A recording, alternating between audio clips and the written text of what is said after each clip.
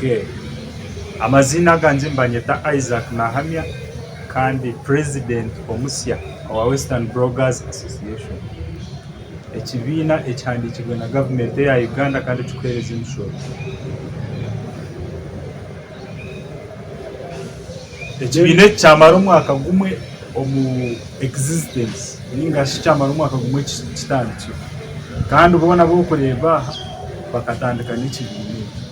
So erizobe cyatusutamisa no kwinforming iwo natureba ngo kibina iki kwiha kitandika tikikarugavuga ebarheza zibenzera barabamo itunka association we tubintugiza ho futereza kandi kitwahika turiyo tutereza kandi tucirindira futereza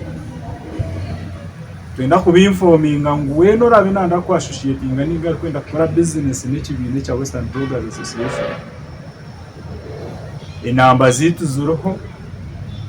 ninga shaba members abantu mbamanya abinje numukora nabo business at a personal level wamjiro tenani nyenda bloggers ba Western Bloggers Association nibaza kwinforminga authority then ni tunturebo kuturadiriye mututuru bantu bari nito twine business zitu nk'abantu so mutuhereze business tuba pushing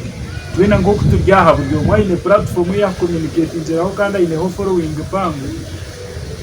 kandi no mumanya ngo hato no murembe gwa Facebook abantu tubacitama kutiza za radio abantu tubacitama kureba za TV nibazirebera amasomo gabo nibazirebera computer zabo kandi nito tutarebere byo nishonga nito twatandika ko simu zitu na computer kubashyaho information. So mwene mutahagire nito twagire business zanyu to support izo nakora nito tujyaha kurwana n'umuntu wena tujyaha kuminsi informing society tujyaha ushanga ngo tujundisa ayiwara babajya ngo reba rwana nito tujyaha kugire twagita ahankurakurana yihanga gitu rya Uganda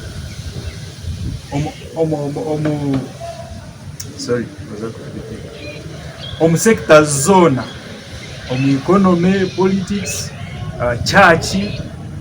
buri bamwe bona tuzakoragana nabo nko kubarije bakakora ki bakapishikira. Western Bloggers Association is here to stay.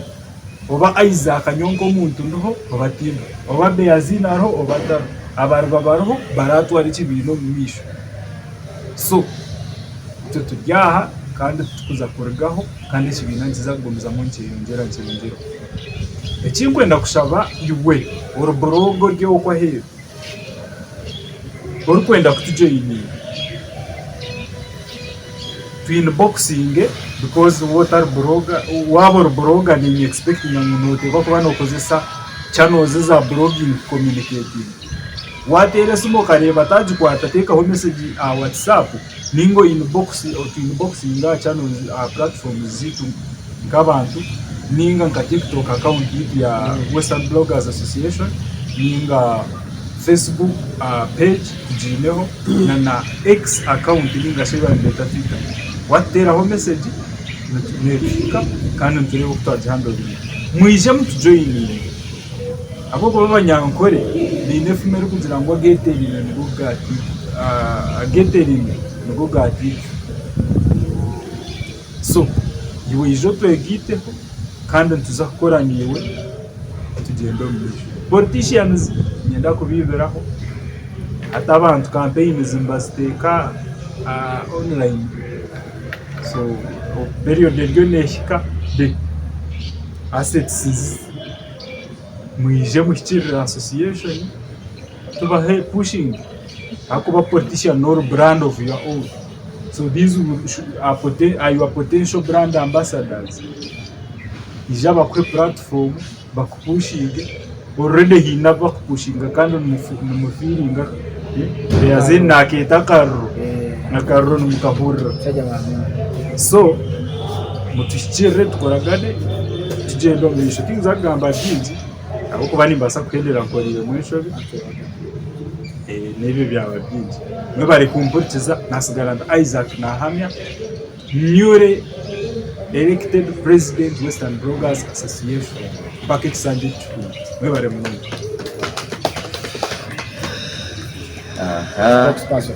So ni kabwejumbera Sajo wama kabwejumbera izina ryanje Beyazini ZDJ Serebu wambarara kandi twaro mu gishogo kusima buri muntu we nari kutureba twaro mu gishogo kugira nti sime buri umwe wena uri kumanya ngo na subscribing ninga shini member wa Western Bloggers Association kandi nyongera kumanya abakutureba mwena abari mu Uganda, Western Uganda, Kampala and abroad kugira nti nko mukutureba abantu bamwe executive members nyondi spokesperson mobilizer is elected president is our treasurer yani executive representative Kabambiro district Kamwende district. So no revanti being Western Uganda Bloggers Association twata Western Uganda yona omuntu wena ine business omuri Kigezi tubasa kujikwata utareba ngo tujyahambara ekitebe kikuru kirimbara president witu na wabushenyi nyoni za rwantunga oguna wakamwenje oguna rugabane sinje bara nyindi wamba oriya nabandi tuna bakasese abakabare ingaba wisi nahandi hona ingaba warwana. So akonka jokes aside tujya kubamanyisa wabo rya uri mu Western Uganda boja abanyoro na abatoro nywena turi hano kubagambira nti tujyahabwanyu abakiga bene mawe na bene tata turabukundira ki abanywani banje abanyankore tubakunda munonga. So mukwatagane nitwe mukore nitwe omuntu we no murahuriro kwa hero cyari nye spokesperson ningashi PRO public relations officer which wa association aid ekigambo cyona eturahurire omuntu ahero arigamba ngo association aid tero utakigendera mpaka wundi ijira tameje yetakahwire nkarugamo tameje yetiro ekigambo cyone kirije kikugira ngo association karugaho ninga tero utachurikiza temazima netukishazamo association nemanywa registered kandi ni members bakurwa mu Western Uganda yona abari mu central wari umuntu nayijo kwa kagambe byakwenda utamuhurikiza ninga kumuhereza attention abinji nabakoronde byabo abandi tibare mu mbera nunji na chanchi basika chanchi ndo muhike wo mushabi murunjo mushabi ninga wano basa kumusya aba counseling bamu counseling kujagaruko mu mbera nunji akuba buri muntu wena ntumukunda kati no tutakwenda. We need everyone to be successful. Itunkaba Western Bloggers na wagyo ko influencer blogger digital marketeer wagyo murimba rarantungamo ne munywano wanje gyo ko ntungamo rubare no mweta DJ Amon atura nanje ati nyenda kujoininga. So association is open for you. Wecho ine ukora contacting umuntu weno ora arebe munargo mu association mu contacting orebe ko wakubasa kutamu ahandi tubendeze birungi kandi it is from today and onwards you should know that we are in existence and we are ready to work with you, we are ready to serve you, our dear artists, partners. Na mnonga rekanko the chance our partners aba Gureta Ankole Musicians Association abona bo binishitebo cyabo muri mbara abagama president wabo ni Kabaka Saimo general secretary CJ champion tugya kubirusi ngo wabera president witu akaruga. So na ninjeza kubirusia nyonka spokesperson wa Western Bloggers Association kujanti ba partners ningashi enjerei tukurwa omu art sector erikwebemberwa federation erikwebemberwa mukuru Eddie Kenzo the presidential advisor kandi through gama ningashi Gureta Ankole Musicians Association tutugyaha kubamanyisa aba federation kujanti ningashi na UNMF kujanti president obira ruho obena yetwanka Amon ogwe tatiri president witunka Western Bloggers Association kando musya ne Isaac akuruga bushenyi aba Western Uganda Bloggers Association. So byona mukwenda akora nitwe ninga program zone zimukufiringa involvingamu netushaba Kenzo ku meeting no ku meeting actually tushaba ku meetinga tukakushobora enshonga zitu nkaba bloggers ba Western Uganda akuba umwe turebe ibintu bindi bikubaho dukuzamo n'abataribo bigwire so tushaba kuba meetinga so CJ champion yona kabaka saimo nitubashaba kujangu we need to meet our federation president meeting ho na president owihanga his excellency Yoweri Kaguta Museveni twetaga ku meeting aho minister weminyeto twetaga ku meeting aho General Salimu Sare akubani bo bakwasize art so Edikenzo itunka Western bloggers tondera kumanyisa ngo turiyo kandi operating katune members from entire Western Uganda umanya bikukiraho through CJ champion and president Kabaka Saimo. Let us meet you nito tukugambira enshonga zitu mwe bari munonga nasigara Beazini ZJ Serebo wambarara spokesperson ninga PRO Western Bloggers Association. So on behalf of Western Bloggers Association tubasa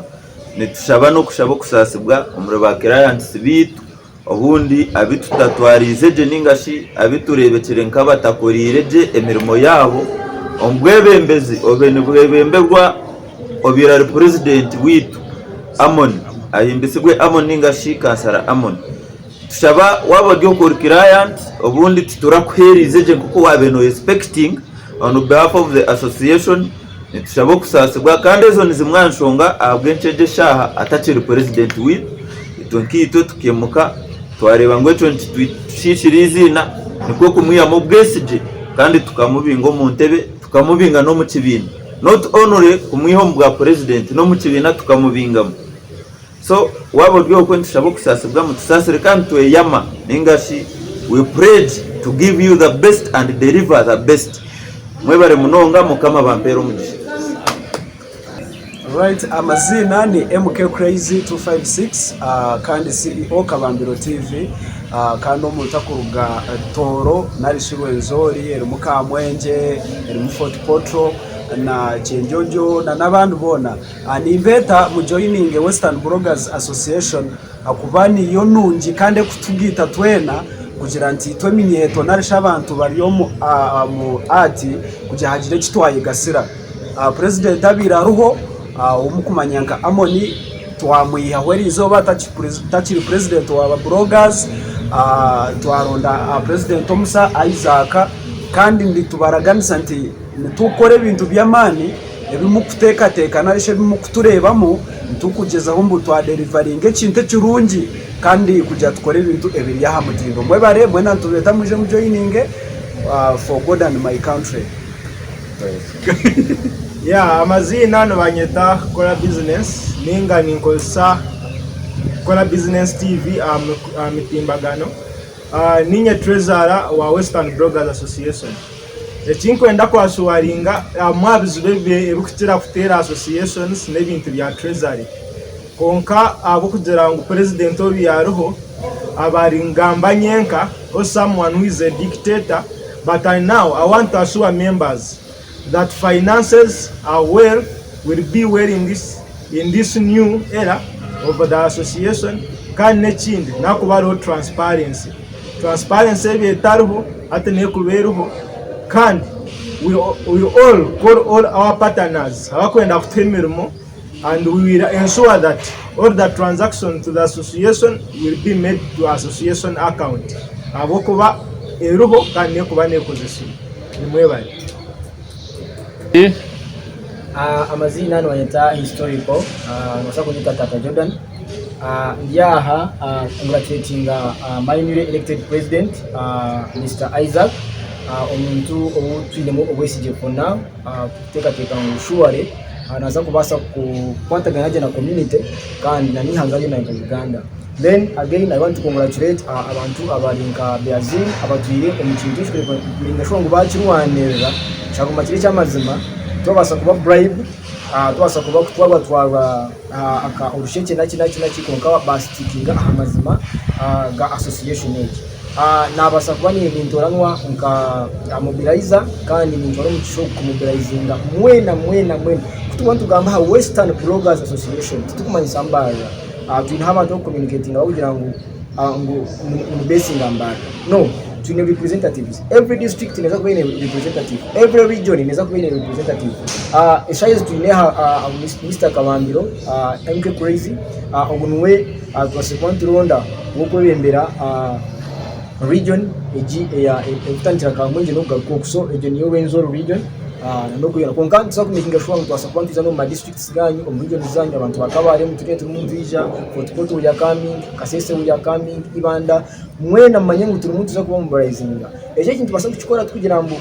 imwe mwena ba influencers mwaba muri organized mukamenya shwa muno mbasa kuhostinga mbasa kutweta we can come mu hosting ko mupira mu hosting ko mu kintu cyona tutekeho enkoraganejo ahagati yitu na nimwe so tubase kumenya shwa umurimo twabutwaro misho na no kuhereza ihanga hitu kandi na no kushikiriza cyenyine ekituru twese aba influencers kandi hamwe n'abantu mwebana well horticulture president na Isaac na hamya kanwa kagamba vice president Shifa Pro treasurer Kora business market power spokesperson Beyazin ZJ Serebu Ambalala Serebu wa Uganda actually Serebu wa Western Uganda haji wa welfare Karian Kahima mobilization secretary for mobilization Michael historical Tata Jordan wa Expo Media Chigezi representative secretary general ubweni mukama wanje Henry Kabuga wa Top Notch Media stroke 8 TV